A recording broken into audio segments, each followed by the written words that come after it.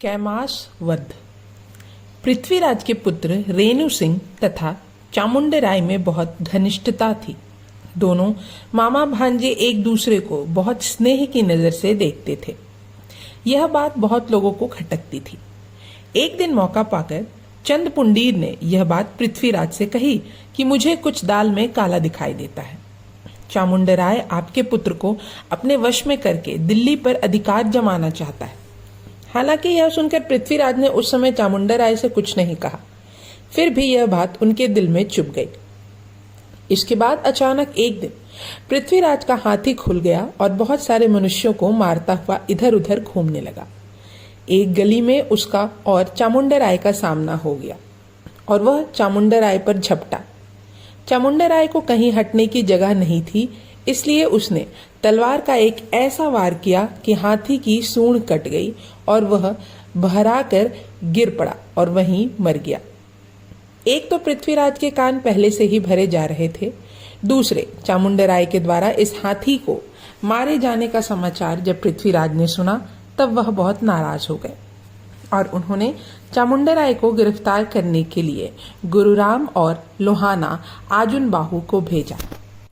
जब यह समाचार चामुंडराय के पास पहुंचा तथा उसके इष्ट मित्रों को पता चला तो सब युद्ध करने के लिए तैयार हो गए, परंतु स्वामी भक्त चामुंडराय ने सबको समझा बुझाकर शांत किया और उसके हाथों अपने पैरों में बेड़ी डाल दी। बस इसी जगह से पृथ्वीराज के अधःपतन का समय शुरू हो गया। चामुंडराय को कैद कर पृथ्वीराज शिकार खेलने चले गए। इस समय कैमास पर दिल्ली के शासन का भार था। एक दिन आकाश में खूब बादल छा रहे थे और बरसात का मौसम था। कैमास अपने कई सिपाहियों के साथ किसी जरूरी काम से राजमहल की ओर जा रहे थे।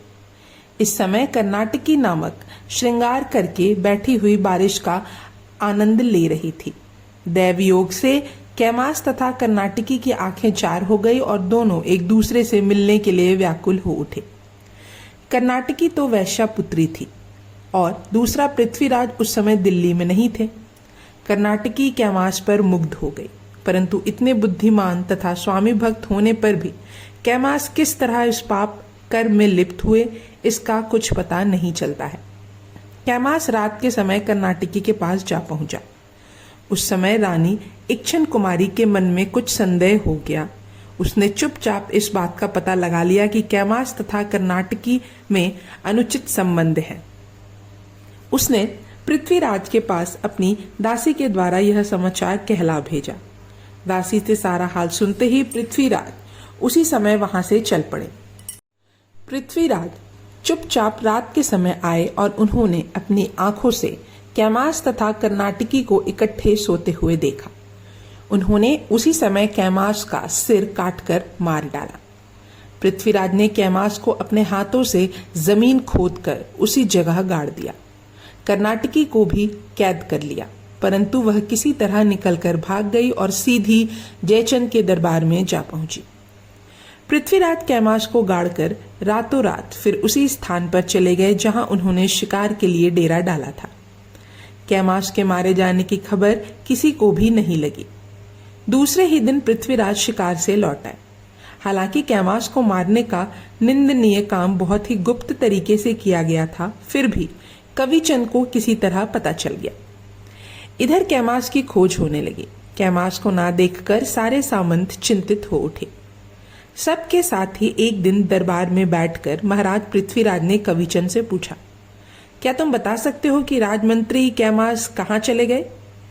कविचंद ने पहले तो राजा को यह प्रश्न करने के लिए मना किया, परंतु जब पृथ्वीराज ने अपनी जिद नहीं छोड़ी तब कविचंद ने साफ शब्दों में सारी बातें कह दी। पृथ्वीराज को भी अपना दोष स्वीकार करना पड़ा। उस दिन राजसभा में बहुत हलचल मच गई। एक वैश्या के कारण कैमास का मारा जाना सुनकर पृथ्वीराज के परोपकारी सामंत सर्वगृह से चले गए। धीरे धीरे सारे नगर में यह समाचार फैल गया और सारे घरों शोक छा गया। सभी राग रंग बंद करके शोक में डूब गए। कैमास की पत्नी यह समाचार सुनकर बहुत दुखी हो गई। बहुत प्रार्थना करने पर चंद ने बहुत मेहनत से उसके पति की लाश उसे दिलवा दी।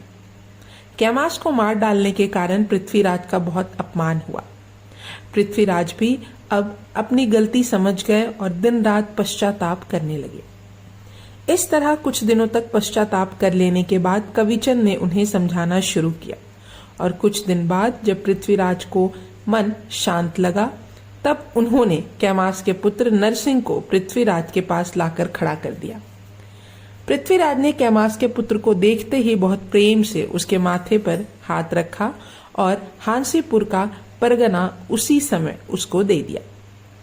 परंतु इतने पर भी प्रजा संतुष्ट नहीं हुई।